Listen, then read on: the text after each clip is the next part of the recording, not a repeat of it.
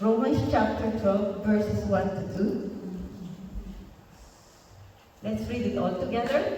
I beseech you, therefore, brethren, by the mercies of God, that you present your bodies a living sacrifice, holy and acceptable unto God, which is your reasonable service.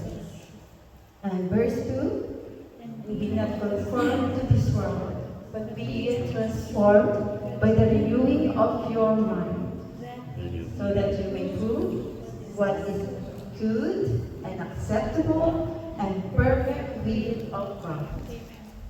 This is a very practical verse as well. We will dissect it later. When we think of worship, we always think of some kind of outward expression. But today we will look at the life of Abraham in Genesis chapter 22. And we will look into his life and we will understand three things about what worship really is.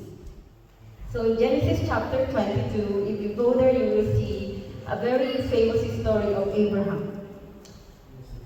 This story is something that is very close to our heart because at some point in your life, you have encountered the Lord. I hope you have a personal encounter. You wouldn't be here if you haven't encountered Jesus.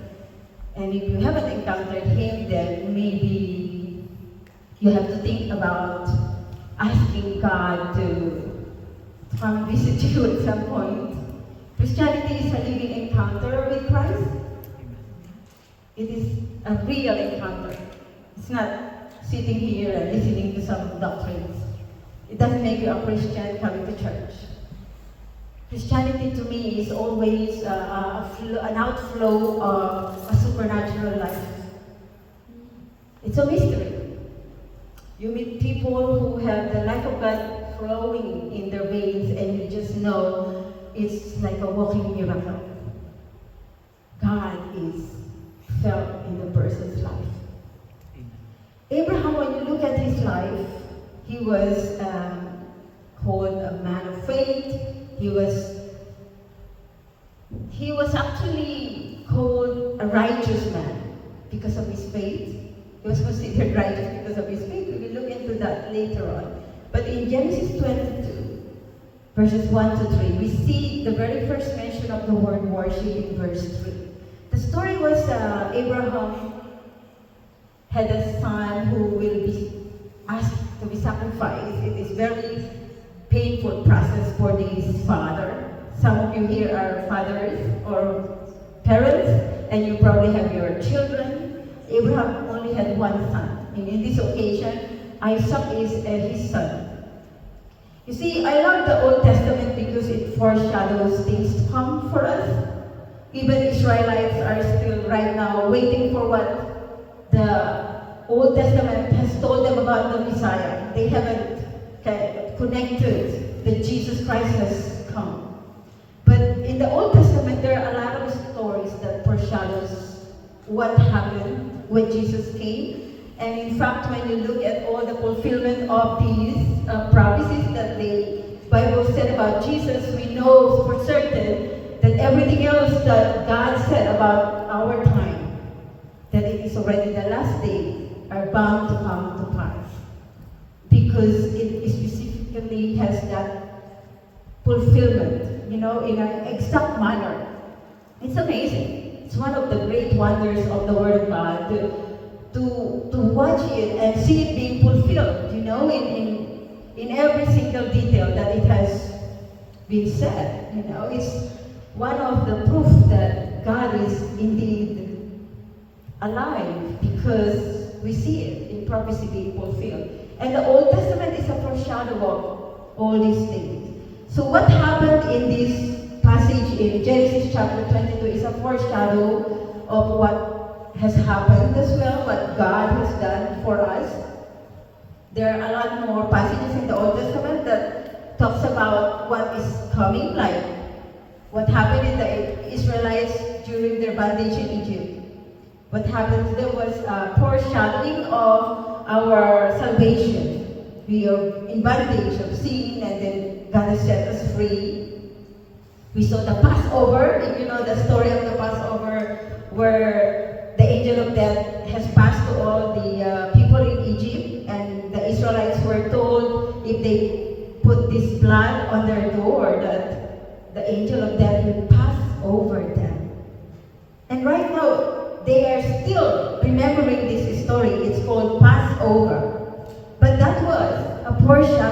what Jesus will do. When he died on that cross and his blood was shed, and if you applied it in your heart, and when death comes to you, because this is talking about the spiritual death, remember that all are sin and fall short of the glory of God. The wages of sin is death. The gift of God is eternal life. The soul that sinneth, it shall die. You will never escape death because it's the wages of sin. And death passed upon all men because of one man. Adam decided to go against the will of God, and so he sinned. And through this sin, he passed this sin to all of us, this tendency to rebel against the will of God. And what happened to you and me? We are choosing our own way. All the time, this tendency is something we fight every day. Because of this one death passed upon all men, because all have sinned. So, we are all bound to die. We are on that same train leading to death and hell, the wages of sin. But God came to our dimension.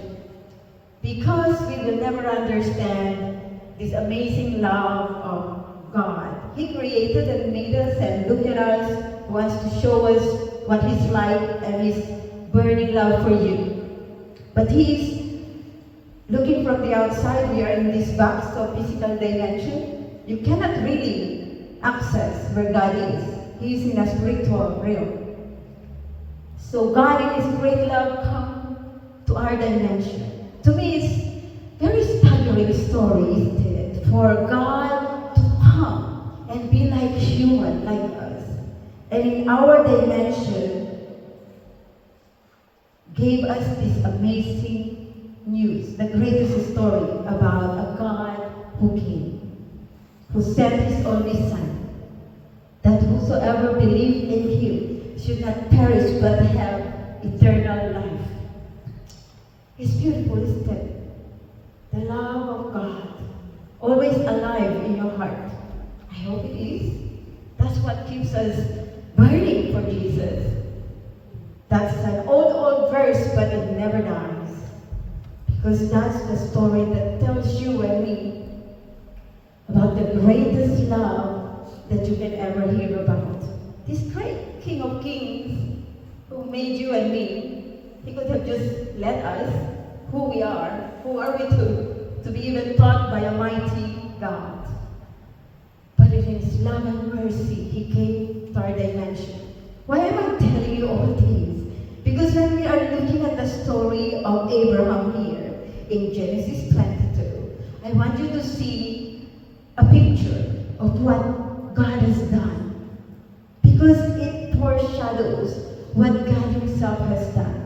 Every single story in the Old Testament is a kind of, is like a snippet, you know, you kind of watch it little by little, and you see the picture of what God is like, slowly revealing Himself to you, because you cannot grasp it in one go, so slowly showing you who He is. If you lose the excitement of reading the Bible, something is really wrong in your Christian life. So let us understand this time. What is wrong with you when you are not excited about reading the Bible or looking at the Word of God? We will see where it's coming from. Because when you look at the heart of Abraham here in Genesis 22, that is where most of our hearts are. Abraham is a very wealthy man. God blessed him with so much possessions. And he is almost complete except that he don't have a son.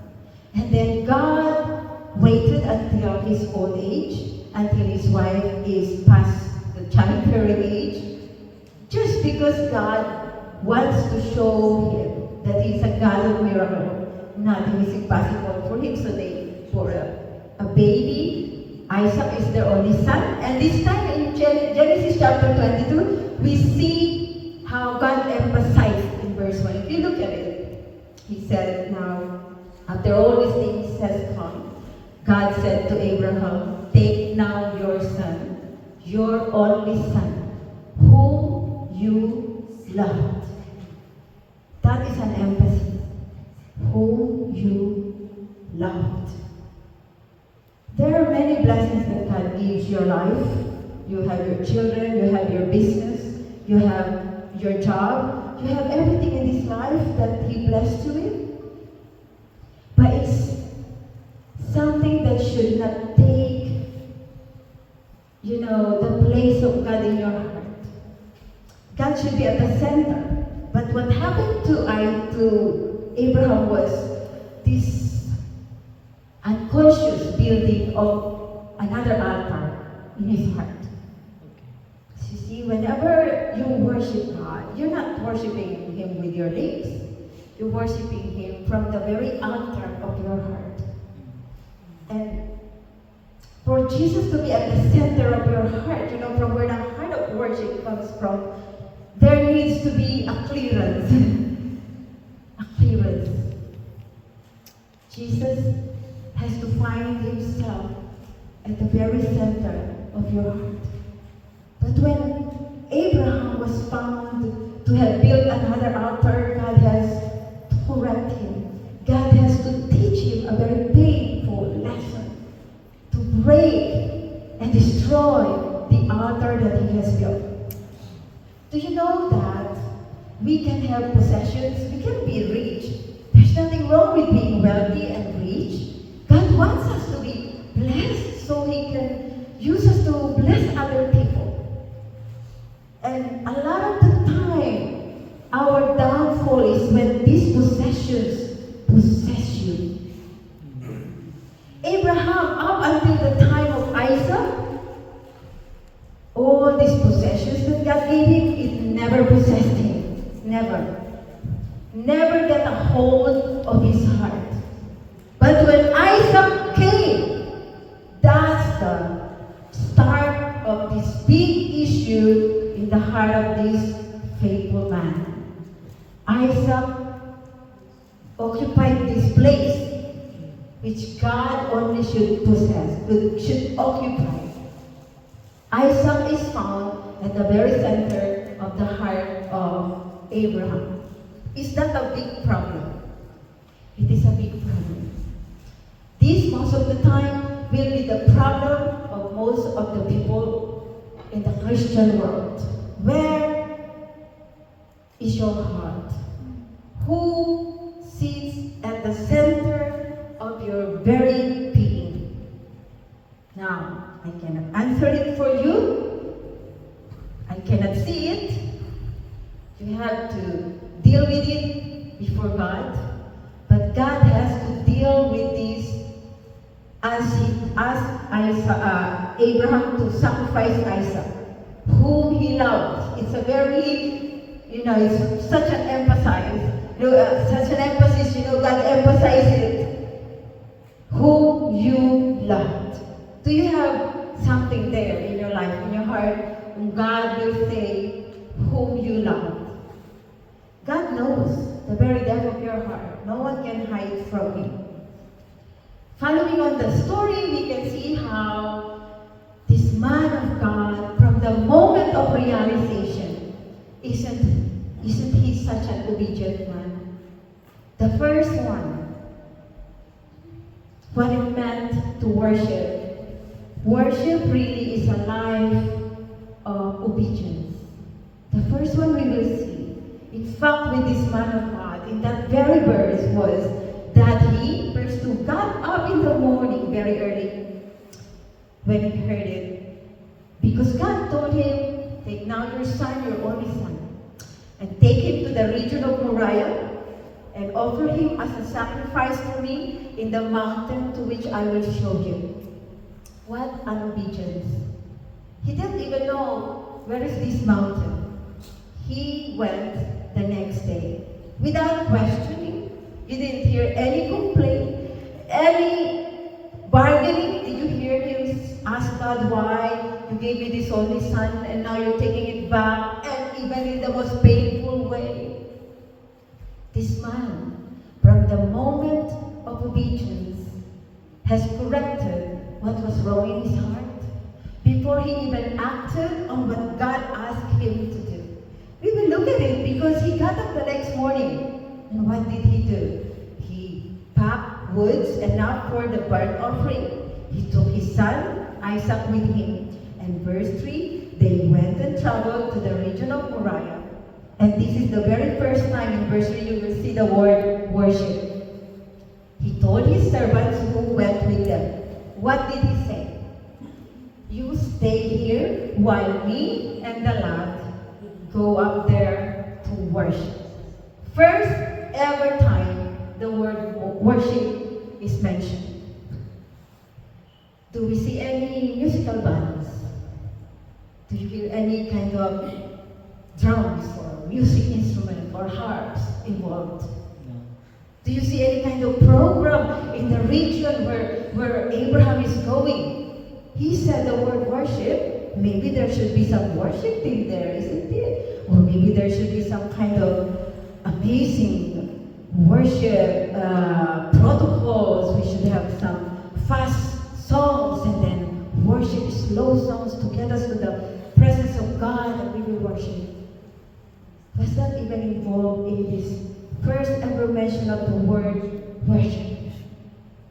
We didn't see any of this in this story, but what we see is a figure of an obedient, broken man.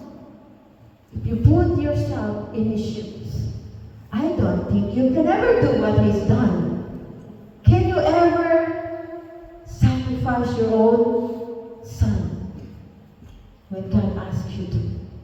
I mean, this is something, in reality, maybe for me, it will be something I will have to argue with God. And this is a son of promise. I cannot imagine God having to ask this, you know. This is so unfair of him. You know, these are the arguments we can actually give to God, isn't it? But look at what this man of faith, amazing man. When I always watch when I read the Bible. I tell you that as a number of times, I tell you again, I'm teaching you some kind of technique on how you will really see through the Word of God. Watch. You don't read with your brain, you watch. Because you are opening your spiritual eye. So I was watching Abraham, this man broken before God because God asked him to sacrifice his only son. The only son. In fact, God promised him this son, and now he dares to ask for this son to be sacrificed. This is just not fair.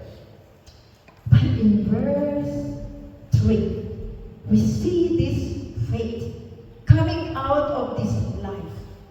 It's so beautiful because he said to the servants, wait here, when I and the lad will go to worship, and then we will return. What did he say?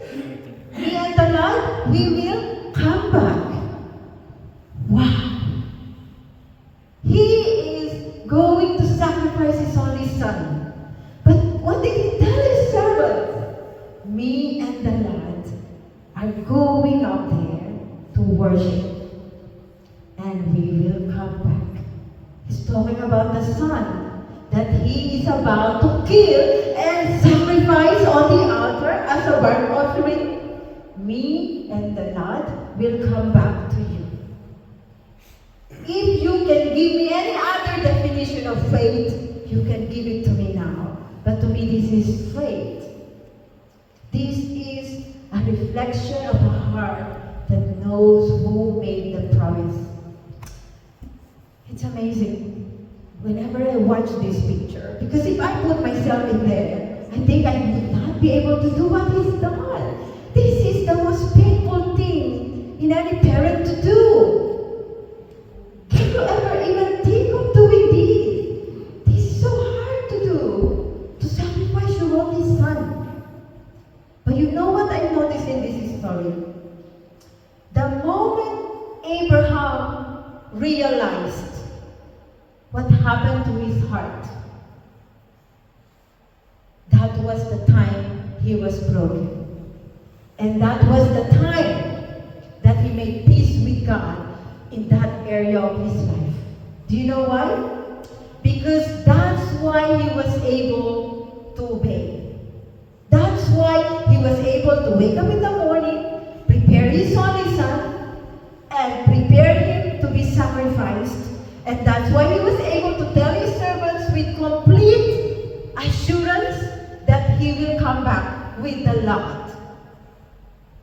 Can you see this story is amazing? Number one, worship, a life of worship, is a life of obedience. And number two, a life of worship is a life of sacrifice. You cannot separate obedience from sacrifice. Do you know that? You cannot. You can never say you will obey God and not sacrifice anything in your life. That is impossible.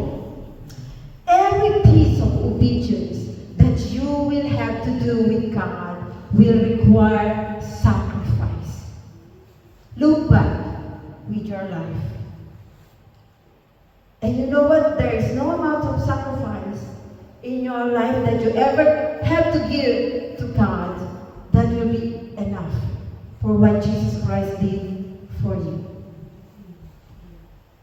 When I look back at my life and all the sacrifices God has asked me to make for this life, I choose obedience all the time because I always go back to Calvary. I will say that in all these years, whenever I want to wrestle with God about something He asked my life to do, I always look back at Calvary and what Jesus actually did to ransom me from my sin. You see, to me, it's a very personal experience to know Jesus. It's the most personal thing to me.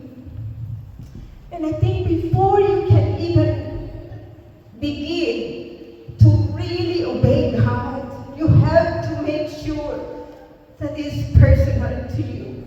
That the moment you have encountered Jesus Christ, that it is a personal matter. It is your own eyes that have seen Him. It has to be personal because if it's just religion, you're just coming to church because you have to come. Your mom and dad told you to come. It's just your routine, it's a tradition for you.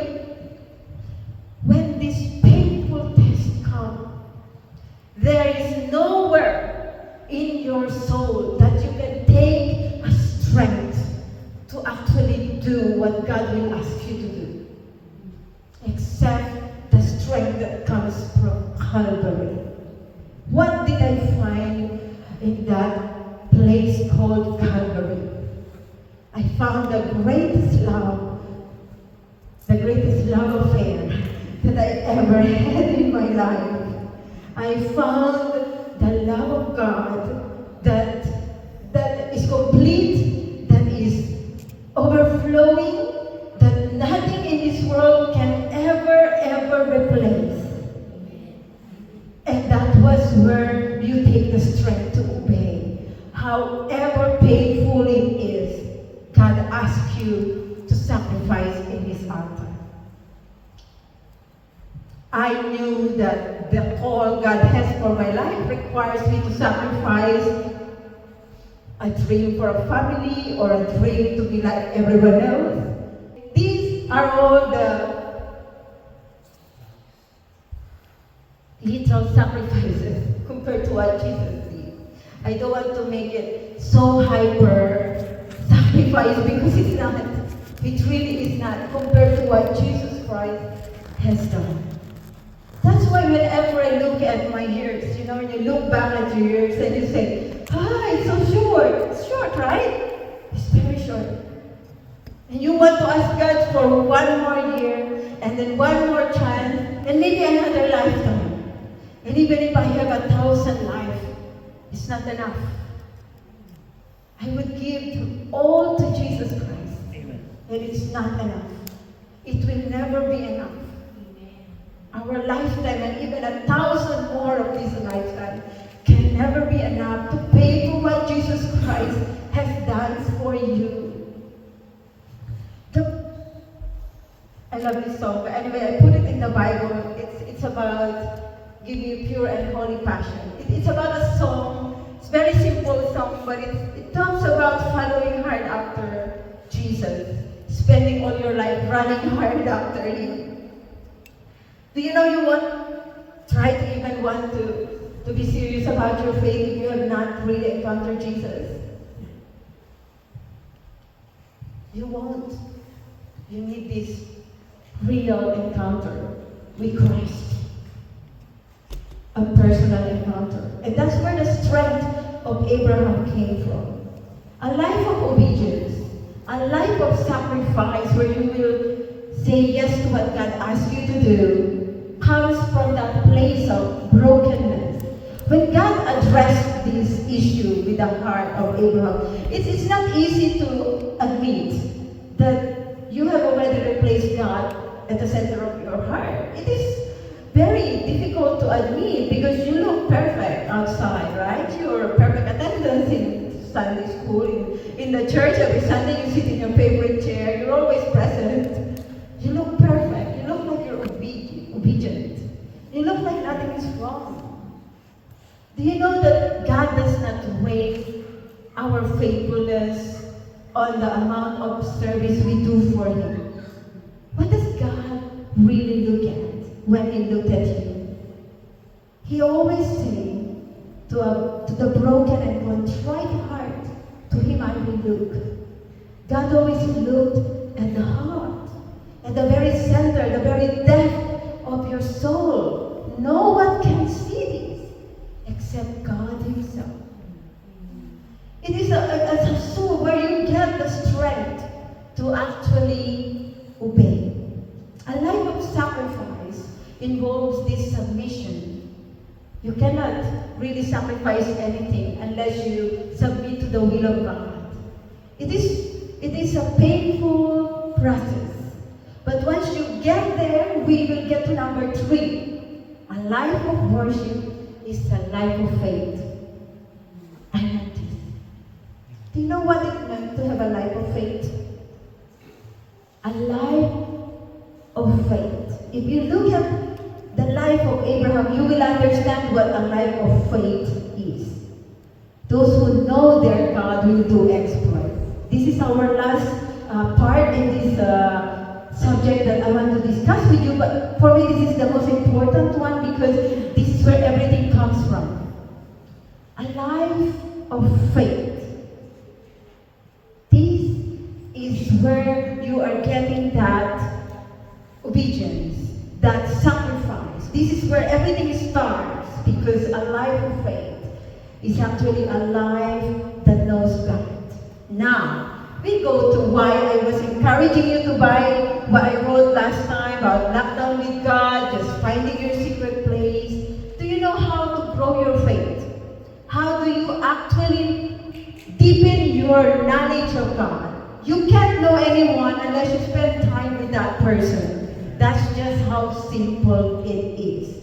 When you were trying to court your wife, you wanted to have a date with her all the time, calling here in the middle of the night. You cannot have enough of the one you love. You want to be hearing the voice. You want to be getting to know what she wants to do, what food she wants, where does she wants to go. I mean, everything about the person. You want to know. Do you do that with God? Are you genuinely interested to know the living God who gave Himself for you? You know my life verse. I love this because this is like the foundation of everything for me when I gave my life to Christ. In Galatians 2:20, the very source of faith, I am crucified with Christ. Nevertheless, I live, yet not I, but Christ who lives in me. And the life which I now live in the flesh, I live by the faith of the Son of God who loved me and gave Himself for me. He gave Himself for me. By the faith of the Son of God. It's not your faith. It's not you. Who authored our faith? The author and finisher of our faith is at Hebrews 11, Hebrews 12.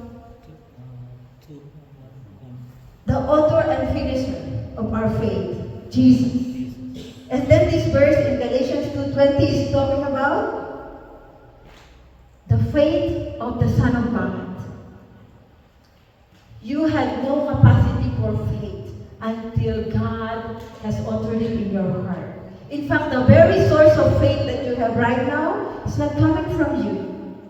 That's why to me it's very mysterious. I cannot manufacture it. You can pretend all you want. To me, it's I see you. But what does God see? The faith of the Son of God. You have to make sure it is found in you.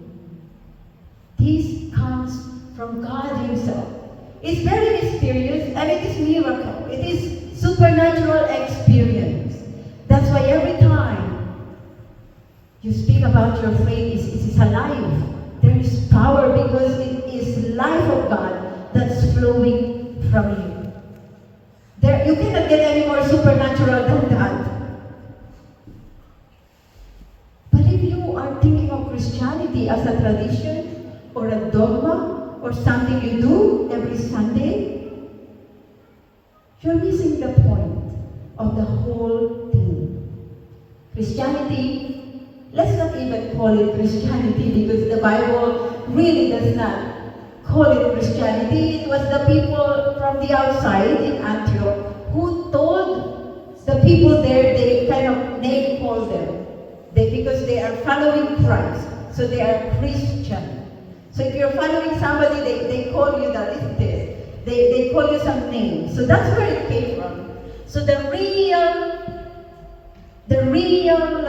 call I want to call you is follower of Christ rather than Christian. It puts everything into perspective, I think, if you call it that way. Because you cannot be a follower of Christ and just be playing games on the Sunday, right? Or you cannot be following Christ and be messing with your life because obviously you're following Christ. It makes everything serious then. It makes your life count for something higher than your life because it's a greater cause that you are giving your life to. So a life of worship is a life of obedience. A life of worship is a life of sacrifice. And a life of worship is a life of faith. And it came from the knowledge of God that you have. You cannot have faith with someone you don't know, right? The foundation is a life that knows God. That really knows God. This is a life that cannot go anywhere without fear. Because you know you're God. You are not afraid of anything. Because you know what? You know who you have believed. And you are persuaded. You know, this is the actual force in a Christian life. Someone who really have a powerful life is that person, when I see him and talk to me, try to convince me about his faith, that person is persuaded. He's convinced. He knows who he has believed. If you talk about Jesus, can you convince me by just looking at you when you talk about him? Can you even make me believe that you believe, that you know whom you believe? Paul said, "For I know whom I have believed, and I am persuaded. I am convinced. I know that I know." And that's why he could die. That's why you can be ready to die for Jesus. Because you know him. And not here. You can be full of here, but empty here. Knowledge of God is not knowledge about God. Remember that. The knowledge of the true and living God is that everyday walk with God that you do, you are amazed every day because you are just seeing God in your everyday ordinary life. You are experiencing Him. It's not about knowing God. You see, big difference. James chapter 1 verse 22 of the word and not hearers only, deceiving your own selves. I believe we have too much knowledge already. We do. We know so much more than we obey. And I'm telling you, don't get me there because I will just be fired up, telling everyone I always have this. Don't try to always think, okay, I have to be in the ministry all the time. I have to be like, just come to church and do ministry all the time. Do you know where God wants you? This place here in this church, this is a place full of light. We are all light here. We are not needed here. Do you know where you're needed? You're needed outside where all the darkness are. That's where all the people who are in darkness are. And where do you think light is needed? You don't put light in a place where there's already plenty of light. You put a light in a place of darkness because that's where light is needed. So guess where God has put you. Are we all pastors? No. Are we all in the church, ministering in the church? No. In fact, that's not actually where majority of us are called. Where did God call us to? In your workplace, in your school, in the community where you're serving. These are all darkness over there. People don't know where to go, what to do. They don't have any hope. And so God placed you there because He trusted you. He can trust you to shine your life, the light of Jesus, where He placed your life. And you see, every day you are worshiping God. Every day. Because worship, in fact, is the very reason why we are created. A life of worship. It's not singing. We talk about this life of worship, life of obedience, life of sacrifice, and life of faith. This is real worship. And I pray that before we close, you have thought about this and really thought hard about whether God can, when He check your heart, is there any other altar there? Is it God's altar? Or somebody else is sitting on that altar? Is there a son for whom you loved at the very center of your heart? It will be very painful when God addresses that with you. Because if He won't address it, you can never move on. You will go on with your Christian life until the moment of your death, but you will just be what? What do you want to be? What do you want to do with your remaining years? Just what? Going with the flow? Every Sunday come here, sit there, sleep for 15 minutes, listen for 15 minutes. You come out, you don't remember a single verse that the teacher talked about. What do you want with your life? You want to just exist? Christian life like this every single Sunday? God has so much more in His mind and in His heart for you. We are meant to live for a greater cause in this life. We are meant to be overcoming in this life. We are meant to live a life of faith. And it means doing exploits. It means shining our light. It means, most of all, experiencing God. Experiencing God in every area of life. Not just every Sunday, but tomorrow. What do I always say when Christianity starts? I always tell it, right? Christianity starts tomorrow. Tomorrow is Monday. That's when it starts. It's not Sunday. Sunday we're all here, we're all Christians. You don't have to show me who you are. I know who you are. I know you are believing in Jesus. In fact, we're all singing here. But when you're alone, in your workplace, in your school where God placed you, in the community where you are, in your own house, with all the messy kids running around, what kind of character are they seeing? Are your children able to even say you believe in Jesus? Are you shouting at them at a very small math that they have done? The character of a person reveals more of God than any 1,000 words they say about God. Do you know that? It's more powerful. Your attitude, your character, your life. Just one act of kindness is worth 1,000 words. So it means that it doesn't matter what you say. It matters how you live. Remember that. So Christianity starts tomorrow. Your life of worship starts tomorrow. How will you live your life if you only have a few years? I want to close with this story about a Brazilian poet. He talks about life as like cherries in a bowl. And the story goes like there's a little boy with lots of cherries in the bowl.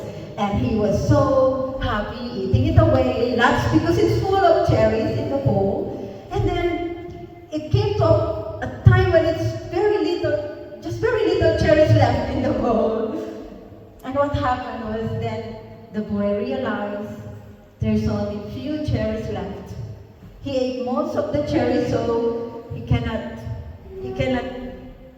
waste it. He cannot what did he do? Slowly he take one cherry at a time, enjoying its taste, closing his eyes, and he's wow, appreciating every single cherry because there's not much left. I feel like that. You know, there's not many left. You know, think about your life. How many more cherries you have in the bowl? You will look back, you spend most of your years, and now you're looking towards your few years, your future. There's not many left in the bowl. So how are you going to spend these few years? How are you going to live each year, to live each day of that year, each year? Very precious. So I want to close in prayer and I want to encourage you. Don't let the enemy snatch this word in your heart away. You know what he does all the time? The enemy, Satan, his job is to come and steal whatever is now planted in your heart. And if you are just a healer with a heart full of stones, he can easily just remove it from your heart. If your heart, the kind of soil that your heart is full of weeds and it's not very fertile, then he can easily destroy, steal this. But if your heart is a good ground, that will bear fruit. How do I know you are a good ground? How do I know? James 1:22. Be doers of the word and not hearers only, deceiving your own self. Let us pray. Heavenly Father, what an awesome God we serve. We are in awe of you. You are worthy of this life. And 1,000 lives more that we could live. You are worthy of our life. I ask you tonight that you will help us to be true to you. Teach us to number our days so that we may apply our heart unto wisdom. Help us from today to live our lives in the calling that you called us to be. To be a real, true Christian in this world desperate for hope.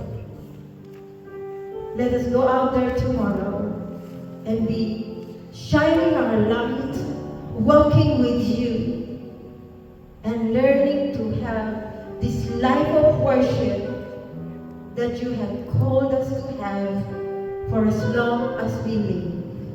In Jesus' mighty name, amen.